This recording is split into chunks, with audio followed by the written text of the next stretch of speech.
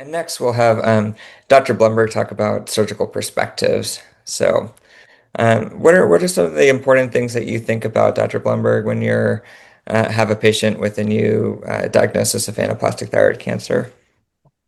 Well, first of all, thanks for including me. Happy to be here to discuss this really challenging topic.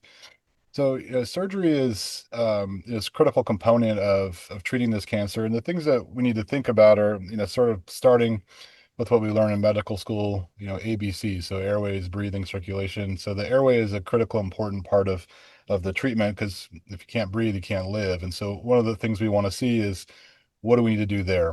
Is the airway good enough to where we can wait until treatment starts? Other we want to see is this resectable, or can we take this tumor out as it is now, or do we need to wait and see if it responds? We also need to see what other critical structures are involved. Is it eroding or eating into the trachea or the esophagus or some of the nerves in the area that move your vocal cords called the recurrent laryngeal nerve? And even structures that are further out, like the carotid artery and jugular vein, these all need to be assessed prior to attempting surgery to make sure that we can get the best outcome. And the reason that's important is because we know that the better the surgery in terms of margin status, meaning that we got all the tumor out, and then when Dr. Johnson looks under the microscope, he can see that there's a safety margin of normal tissue around the tumor, and we know that gives us the best chance for success in prolonging these patients' lives. Uh, and then just to touch on that is that it's a delicate balance.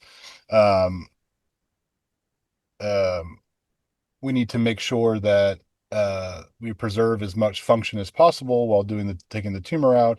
And this is an important discussion that needs to be had with the patient and the doctor and the surgeon to make sure that everyone's on the same page in terms of what that looks like for each person, because everyone has a different tolerance for what they can potentially live through after a major surgery.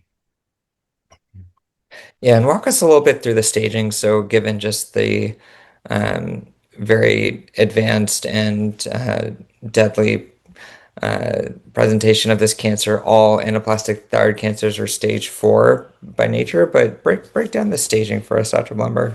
Sure. So, staging is important to, help direct our treatment.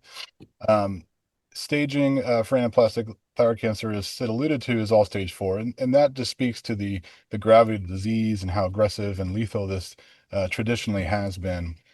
So the staging is broken up into stage 4A, B, and C. As you can see on the slides here, stage 4A is tumors that are basically limited to the thyroid. There's really not much else going on in terms of lymph node metastasis, either regionally or distantly, which brings us to stage 4B, which is when there is nodal metastasis in the lateral neck, central neck, but still essentially potentially resectable depending on what other structures are involved.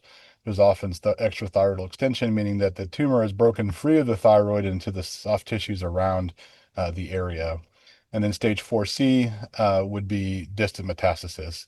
And these different stages are nicely shown in the images, particularly at stage 4C, where you see widely metastatic disease on the PET scan.